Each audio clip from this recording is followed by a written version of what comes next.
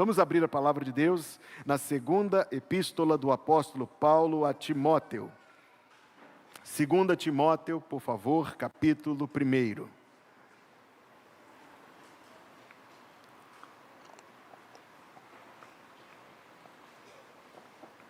Depois nós vamos ler um texto em Atos e depois voltaremos a 2 Timóteo. Nós temos aqui o costume, se você está nos visitando, nós temos o costume de honrar a leitura da palavra de Deus, nos colocando em pé, como um sinal de reverência, como um sinal de subordinação de nossos corações à palavra de Deus, que é inspirada, infalível e inerrante. Segunda epístola do apóstolo Paulo a Timóteo, capítulo 1, versículo 3. Dou graças a Deus, a quem desde os meus antepassados sirvo com uma consciência pura, de que sem cessar faço memória de ti nas minhas orações, noite e dia, desejando muito ver-te, lembrando-me das tuas lágrimas para me encher de gozo, trazendo à memória a fé não fingida que em ti há, a qual habitou primeiro em tua avó Lóide e em tua mãe Eunice, e estou certo de que também habita em ti. Agora Atos capítulo 16.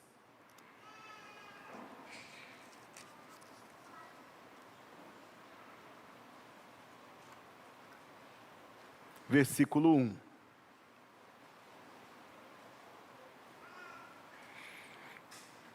E chegou a Derbe e Listra, e eis que estava ali um certo discípulo, por nome Timóteo, filho de uma judia que era crente, sabemos que seu nome era Eunice pelo outro texto que lemos, filho de uma judia que era crente, mas de pai grego, do qual davam bom testemunho os irmãos que estavam em Listra e em Icônio. Paulo quis que este fosse com ele, e tomando-o, o circuncidou por causa dos judeus que estavam naqueles lugares, porque todos sabiam que seu pai era grego. E quando iam passando pelas cidades, lhes entregavam, para serem observados, os decretos que haviam sido estabelecidos pelos apóstolos e anciãos em Jerusalém, de sorte que as igrejas eram confirmadas na fé e cada dia cresciam em número. Agora voltamos para 2 Timóteo, capítulo 3, versículo 14. 2 Timóteo 3, 14. Tu, porém, permanece naquilo que aprendeste e de que foste inteirado, sabendo de quem o tens aprendido, e que desde a meninice sabes as sagradas escrituras, que podem fazer-te sábio para a salvação pela fé que há em Cristo Jesus. Toda a escritura é divinamente inspirada e proveitosa para ensinar, para repreender, para corrigir, para instruir em justiça, para que o homem de Deus seja perfeito e perfeitamente instruído para toda a boa obra. Que Deus abençoe a leitura da sua palavra ao nosso coração, e o povo de Deus diz amém. Pode se sentar, por favor.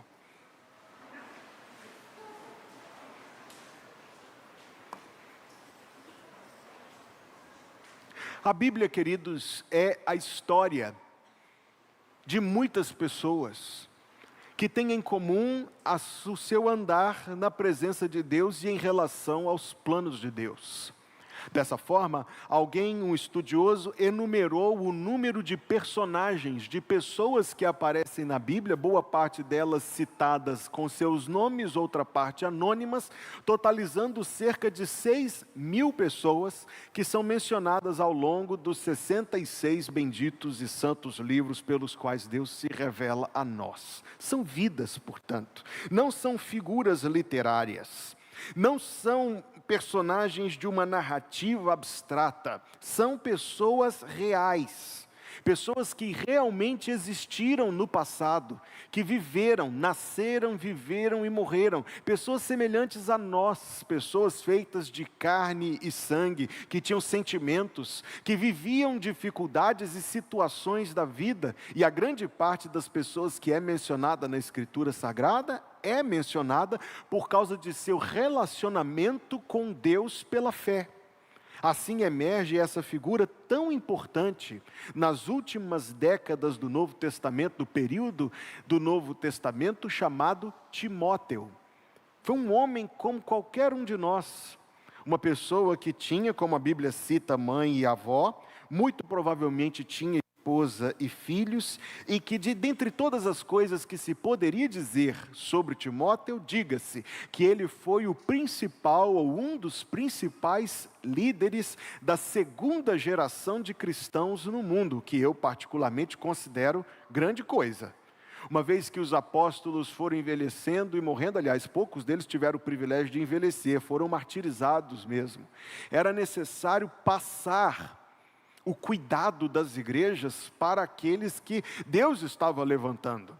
Era necessário que eles se levantassem para continuar a obra que começou com Jesus, passou para os seus apóstolos e estava sendo continuada pelas igrejas. Surge a figura de Timóteo como um dos principais, alguém diria o principal, líder da igreja na segunda geração depois de Jesus Cristo. Este Timóteo, quero dizer, não era uma figura literária. Para nós ele pode parecer apenas um nome em tinta e papel, mas era uma pessoa como eu e você. Como eu disse, muito provavelmente tinha esposa e filhos, e certamente, pois que a história está presente aqui no texto, inclusive os nomes, tinha mãe, Eunice, tinha avó, Lloyd. E como nós veremos pelos textos que lemos e nossa reflexão, essas duas mulheres, a avó e a mãe, foram tão importantes na vida de Timóteo quanto o próprio Timóteo foi importante na história do cristianismo. E sobre elas, mães queridas, há algumas lições que se pode da vida delas extrair e guardar no coração e praticar para o bem desta próxima geração, da geração presente e da geração que se levantará. Toda mãe é capaz de imprimir marcas muito fortes no coração dos seus filhos. Numa vasta congregação como esta que está reunida aqui, algumas centenas de pessoas, essa data e esse tema evoca os sentimentos mais diversos. Na verdade, a reação é tão diversificada quanto o número de pessoas, porque cada pessoa tem uma história, e para cada pessoa isso tem um peso e uma significação. Observe a sociedade secularizada, observe as escolas secularizadas, abandonando essas datas, como o Dia das Mães, como o Dia dos Pais, e promovendo uma data neutra, chamada Dia da Família, exatamente no pretexto de que isso provoca sentimentos, reações. A nós parece muito oportuno usar dessa data, não é uma data propriamente cristã, embora tenha surgido num contexto cristão. Aliás, abra parênteses, eu descobri, fazendo alguma rápida pesquisa, que a primeira comemoração oficial de Dia das Mães aconteceu em 1908, chegou no Brasil em 1914 pela Associação Cristã de Moços, e um presidente muito esperto que a gente teve, chamado Getúlio Dornelles Vargas, sancionou a data a partir de 1930, e desde 1930, quase um século, portanto, é o segundo domingo de maio a data fixa oficial de Dia das Mães. Eu acho que nós devemos lançar mão dessa oportunidade. Lançar mão porque o próprio conceito de homem e mulher está perdido em nossa sociedade, consequentemente o conceito de pai e mãe não se deve, segundo o sentimento do nosso tempo, delimitar papéis. Não se deve dizer que deve ser assim, mas nós não somos das trevas, nós somos da luz. E nós cremos na palavra de Deus. Então a palavra de Deus é a lâmpada para os nossos pés, é a luz para o nosso caminho, e nós encontramos na palavra de Deus essas duas mulheres que são o foco de nossa reflexão hoje. A primeira coisa, a mais notável sobre elas, capítulo 1, versículo 5 de 2 Timóteo, as palavras de Paulo são: trazendo à memória a fé não fingida. A tradução poderia ser sem hipocrisia, que em ti há, a qual habitou primeiro em tua avó Lóide e em tua mãe Eunice, e estou certo de que também habita em ti. Como eu dizia, vocês, mães, marcam as nossas vidas. Inevitavelmente marcarão. Se podem escolher como marcar, ouçam a partir do conselho de Lóide e Eunice e escolham marcar com a fé não fingida. Quando nós lemos Atos 16, eu os convidei a ler antes disso, nós conseguimos aprender pela junção, pela combinação dos textos sagrados, que essa mulher chamada Lóide foi certamente uma das primeiras pessoas a se converter na região chamada da Galácia. Nós encontramos informações sobre ela, que elas ambas, que eram judias e que se converteram quando Paulo chegou naquela localidade. Nós podemos tirar aqui uma lição muito importante. Nós lemos no texto de Atos 16 que elas eram judias, e judias eram, por definição, pessoas muito religiosas. Por definição, pessoas muito escrupulosas, mesmo que culturalmente não viviam vidas imorais, vidas de ateísmo, de incredulidade. A verdade é que elas liam os livros certos, oravam ao Deus certo, cantavam os salmos certos, até o momento em que se encontraram com um pregador do Evangelho de Jesus. E a pregação do Evangelho de Jesus não era em oposição direta. Como eu disse, elas liam os livros certos do Antigo Testamento, cantavam os salmos certos, não oravam ao Deus errado, não oravam ao Deus certo. Mas quando ouviram a pregação do Evangelho de Jesus Cristo, tornaram-se genuínas servas de Deus, transformadas pelo poder salvador do Evangelho. A fé não fingida é mais do que o cristianismo que a gente vê meramente nominal, meramente genérico e cultural. Dizem alguns que a maioria da população do Brasil é cristã. Eu ouço uma informação como essa com muitas interrogações. Alguém se diz um cristão, mas o que saberá tal pessoa sobre Cristo? Eu lembro de um familiar que eu tive, que dizia que era evangélico, dizia inclusive que era de uma determinada denominação histórica, que ele raramente frequentava, fazia anos que não ia ao culto. Queridos, ele sequer, uma vez que ele se considerava presbiteriano, ele sequer sabia dizer a palavra presbiteriano. Não é uma palavra muito fácil de falar, eu reconheço, mas ele sequer sabia dizer o nome, mas ele se considerava um deles.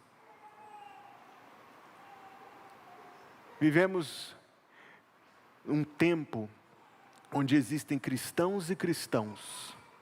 Lóide e Eunice tinham herdado um judaísmo que é como o cristianismo de muitos, a tradição da sua família, a prática repetida semanal, aquilo que foram ensinadas a fazer, mas em determinado momento elas passaram da tradição para a fé verdadeira, a fé não fingida. A fé não fingida, queridos amigos, essa sim é capaz de produzir uma marca muito verdadeira. O tempo que nós vivemos é tão confuso que, de um lado, nós encontramos essa fé meramente repetida, mas do outro lado nós encontramos pessoas que têm aquilo que chamam hoje em dia de espiritualidade. Não há nenhum código, não há nenhuma clareza, não há nenhuma definição de termos. Tudo habita no campo dos sentimentos, tudo vai conforme as ondas que sobem e descem das emoções. Será que é só isso que Deus tem para nós? Será que Deus não tem algo mais profundo, algo mais real, algo melhor? Cremos sim que Deus tem algo melhor do que isto. Cremos e temos encontrado a verdade de que Deus enviou o seu Filho ao mundo para ser o Salvador das nossas vidas. Foi essa mensagem que um dia Lóide foi a primeira da sua família a entender. Foi essa mensagem que Eunice um dia também entendeu, e foi essa mensagem que elas passaram para Timóteo, a mensagem da salvação em Jesus Cristo. Eu me pergunto se essa mensagem já chegou ao seu coração. Quando os juniores se apresentam ao pastor no desejo de ser batizados, e eu quero mais uma vez agradecer à irmã Débora Alencar, que está me ajudando na preparação dos juniores para o batismo nas quartas-feiras à noite. Eu quero agradecer. Quando os juniores se apresentam, eu peço sempre uma conversa com um deles. Eu peço que tenha uma conversa com o pastor. Vêm os juniores e é sempre um momento muito interessante. Às vezes eles vêm nervosos, com a respiração curta, sem saber o que esperar, entram como que marchando na sala do pastor. Aí a gente faz umas brincadeiras, dá um bombonzinho, quebra o gelo e a conversa flui. Depois de ouvi-los, eu peço que me contem como foi que vieram a crer em Jesus, e às vezes a gente frequentemente ouço testemunhos tão edificantes e tão maravilhosos. Depois eu digo assim: agora me dá licença, e chamo seu pai e a sua mãe. Entram os pais e eu pergunto: o que é que mudou, filho, dentro de casa? Seu filho está dizendo que quer ser batizado e você o trouxe, então apoie o desejo dele. Conte para mim, você que convive com ele diariamente, o que é que mudou? E às vezes a gente escuta mesmo relatos tão interessantes dos pais dizendo que a criança mudou porque agora gosta de vir à igreja, prefere vir à igreja do que ir ao shopping. Eu vi isso recentemente, deu um glória a Deus de todo tamanho. Tem adulto precisando aprender isso, Senhor, ensina para eles. Outros nos dizem que aprenderam a ter prazer na oração e em cantar e em ler a Bíblia Sagrada. Não é obra de homens, é obra de Deus. Ao mesmo tempo, depois eu fiquei pensando, e se eu perguntasse para os juniores como é que os pais estão em casa? Timóteo via na sua mãe e na sua avó uma fé não fingida. O que as nossas crianças veem em nós? O que as nossas crianças ouvem dos nossos lábios? Qual o relato, qual o depoimento que as nossas crianças teriam para dar sobre nós?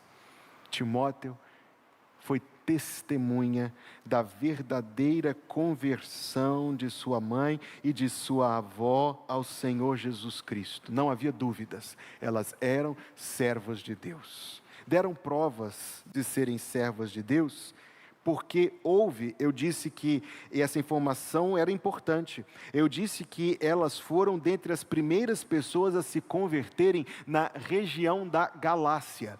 Aí no seu Novo Testamento tem 27 livros. Mateus, Marcos, Lucas, João, Atos, Romanos, 1 e 2 Coríntios, e depois vem a carta aos Gálatas. Gálatas, exatamente a carta que Paulo escreveu para as igrejas naquele local onde, dentre outras pessoas, estavam Lloyd, Eunice e Timóteo. E sabe por que a carta foi escrita? Talvez, não sei se você tem muita familiaridade com essa carta, mas é a mais ríspida das cartas que Paulo escreveu. Apenas 2 foram ríspidas, ele era, no geral, um homem muito doce e gentil. Mas na carta aos Gálatas, Paulo estava lidando com uma situação muito difícil. Tinha surgido no seio daquela igreja um ensino falso, um ensino errado, um ensino que punha em xeque a mensagem do Evangelho. Permita a minha inferência, e eu penso que é válido inferir, que dentre o grupo que não foi carregado pelo falso ensino, pelo contrário, dentre o grupo que foi leal ao Evangelho estavam quem? Quem você imagina? Lloyd, e ao lado dela, Eunice, a fé não fingida que nelas havia e que passou para Timóteo.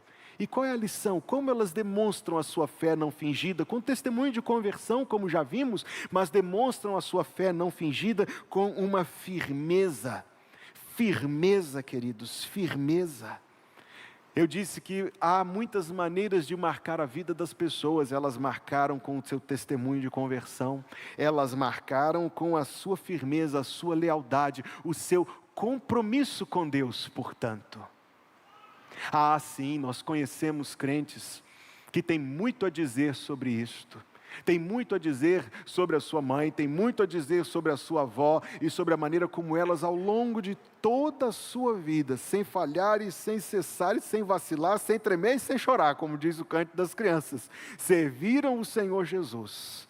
Bênção nas suas igrejas, faça chuva ou faça sol, lá estava. Eu lembro de ter ouvido alguns anos atrás, lido, quando ele já era falecido, o pastor Heber Vasconcelos, que era pastor em Brasília, e ele dizia: existe uma denominação cristã que fala muito da mãe de Jesus. Na verdade, a forma como ele se expressava era: o que seria da igreja católica sem Nossa Senhora?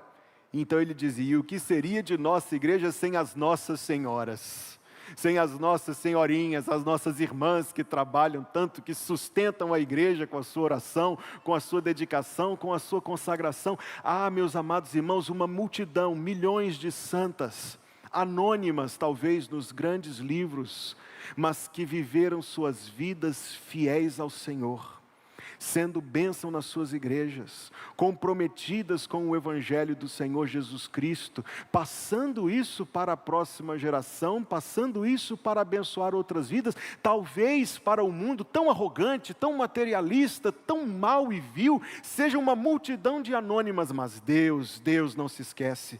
Deus não é injusto, diz Hebreus 6,10, para se esquecer do vosso amor e do vosso trabalho com que tendes servidos os santos e ainda servis. Deus, diz o livro do profeta Malaquias, capítulo 3, versículo 16, tem diante de si um livro onde estão escritas para a memória de Deus as obras dos santos, o trabalho dos crentes para o Senhor. Lloyd e Eunice, você viu que em Atos sequer o nome é mencionado.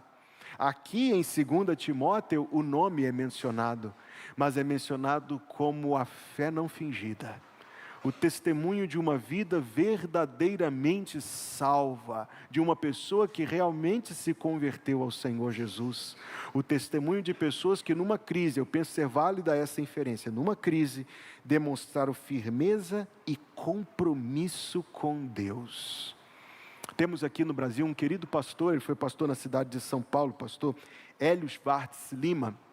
E pastor Hélio Schwartz conta a história de sua mãe, uma mulher de origem muito simples, muito pobre mesmo, pouco letrada.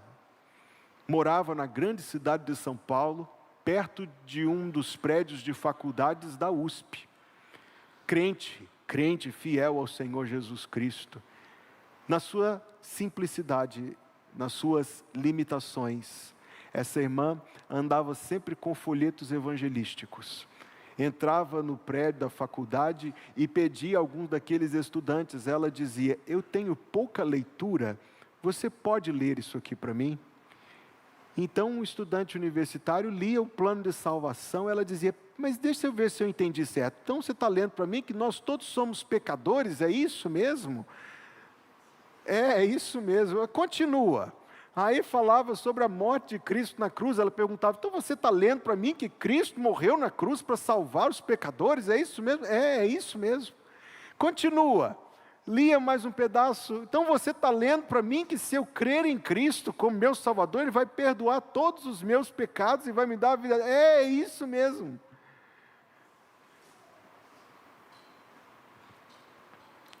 Talvez para um mundo tão arrogante, uma vida inexpressiva, mas não para Deus. Não para Deus.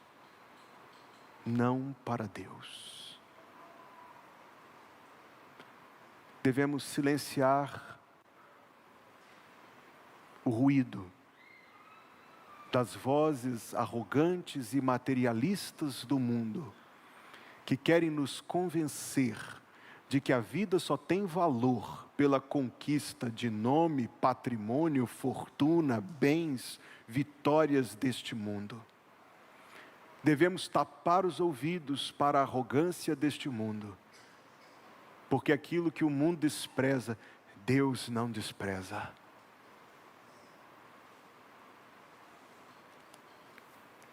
Permita-me tirar mais uma lição da vida delas. Está escrito no texto de Atos 16, que Timóteo era filho de uma judia que era crente, e então o autor sagrado, Lucas, expressa-se da seguinte maneira: filho de uma judia que era crente, mas de pai grego. Sequer sabemos o nome do pai de Timóteo, mas podemos aprender algumas coisas sobre ele. Sabemos que ele não era crente. Se fosse crente, teria sido mencionado filho de pais crentes. Não, mãe judia que era crente, mas de pai grego. E grego aqui você não deve entender apenas como uma referência à nacionalidade. Não é apenas uma questão étnica. Não. Grego aqui é usado como um adjetivo que caracteriza a mente, o coração, a cultura, a religião. Quer dizer que esse homem, que nós não sabemos muito, praticamente nada, na verdade, sobre ele, era um homem pagão. Ele colocou no filho o nome Timóteo. Você vai gostar de tomar nota sobre isto, porque Timóteo significa que honra a Deus. Porém, também pode significar que honra os deuses. E não é longe demais, não estou indo longe demais, porque o texto sagrado diz no versículo 3 que ele não era circuncidado. Então nós temos aqui no texto o que nós temos aqui na congregação, e muitos estão perfeitamente familiarizados com essa realidade: uma casa dividida. Um é servo do Senhor, o outro não. A mãe era uma serva do Senhor, o marido dela não. Posso tirar aqui uma lição para mim, de que apesar disso ela não deixou de influenciar Timóteo para Deus? Lição que é confirmada por 1 Coríntios capítulo 7, onde o apóstolo Paulo, se referindo aos filhos de crentes, um era crente, o outro não, diz: vossos filhos seriam imundos, mas agora são santos. Quer dizer que apesar disso, esta mulher Eunice, eu quero conhecê-la quando eu chegar no céu, ela trabalhou para influenciar Timóteo para Deus, e que apesar dessa divisão, ela não deixou de cumprir o seu papel bíblico de honrar a Deus como esposa e como mãe. E ela colheu a sua recompensa quando viu que a fé não fingida que nela havia passou, a mesma luz que brilhava em sua alma passou a brilhar na alma de seu filho Timóteo. A fé não fingida que em ti há, que primeiro habitou em tua avó Lóide e também em tua mãe Eunice. Quer dizer, eu não consigo imaginar quantas dificuldades essa situação foi para ela. Permita-me tratar com delicadeza deste assunto. Não sei dizer quantas dificuldades essa situação suscitou. Sei dizer que ela perseverou em meio a todas essas dificuldades. Eu não sei, querida mãe, com que dificuldades você se depara. Talvez esta, talvez outras. Sei que nós temos aqui um exemplo de algo muito raro, e aprenda na natureza que tudo aquilo que é raro tem muito valor, chamado perseverança. Perseverar em meio a tempos difíceis. Perseverar em meio a grandes dificuldades. Perseverar em face de oposições. Perseverar diante das provações da vida. Bendita Eunice, que conseguiu semear isso no coração do seu filho. Testemunho de conversão, firmeza na fé, perseverança. E agora vem a coisa mais importante. 2 Timóteo capítulo 3, versículo 14. Tu, porém, permanece naquilo que aprendeste e de que foste inteirado, sabendo de quem o tens aprendido, e que desde a tua... Qual é a palavra aí no versículo 15?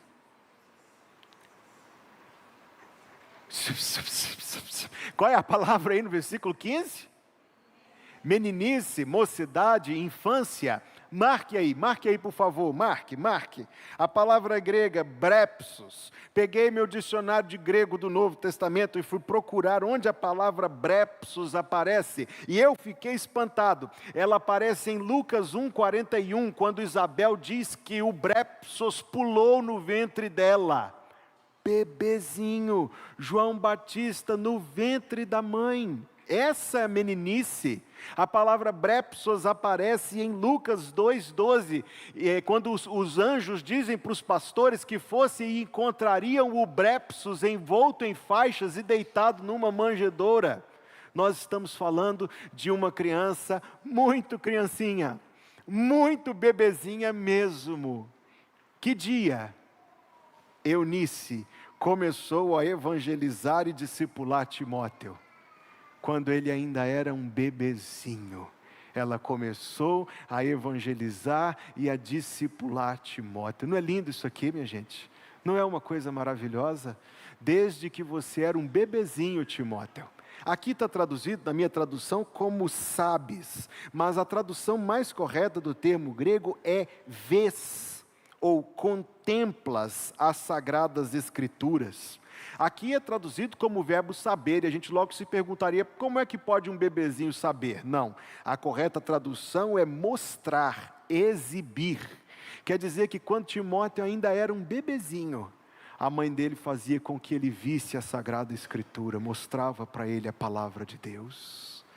Fazia com que ele, ainda muito pequeno, ela semeasse no coração dele as grandes obras de Deus que nós encontramos na Bíblia Sagrada. Com que ela demonstrasse e ensinasse e repetisse e inculcasse e plantasse no coração dele quem Deus é, em toda a sua glória, grandeza e santidade. Ela colheu 3 frutos disso. O primeiro, o versículo 15 diz: sabes as sagradas escrituras que podem fazer-te sábio para a salvação, pela fé em Cristo Jesus.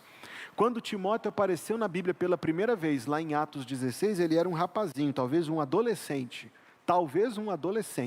mas o fato é, veja, o texto diz que os irmãos da igreja davam bom testemunho dele. Deixa eu ler para você, do qual davam bom testemunho os irmãos que estavam em Listra e em Icônio. Veja isso, um adolescente, mas que a igreja toda reconhecia nele maturidade, reconhecia nele seriedade com as coisas de Deus. A igreja toda reconhecia nele que as coisas de Deus eram sérias e importantes para ele.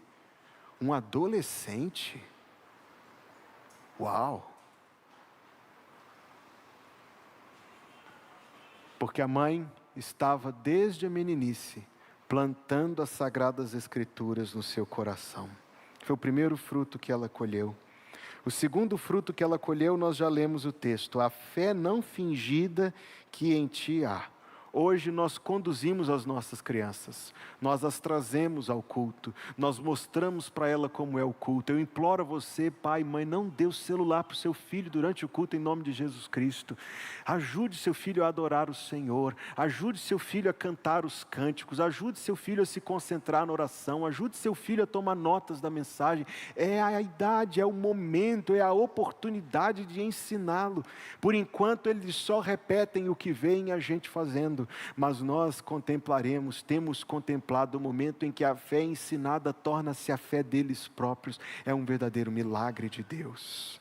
É o milagre do novo nascimento. É a hora em que os nossos filhos vêm diante da igreja e confessam o nome de Jesus Cristo como seu Salvador e Senhor. Eu me lembro de um batismo que teve aqui, e uma mãe que estava sentada ali, e a mãe chorava copiosamente, derramava abundantes lágrimas de alegria, porque obteve do Senhor o fruto esperado, buscado em oração, a conversão do seu filho.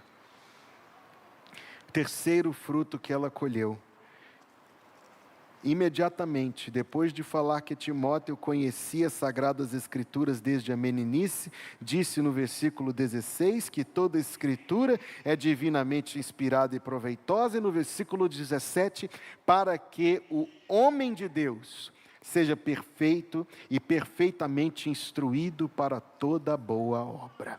Leia comigo o que está em 1 Timóteo capítulo 6, por favor, versículo 11.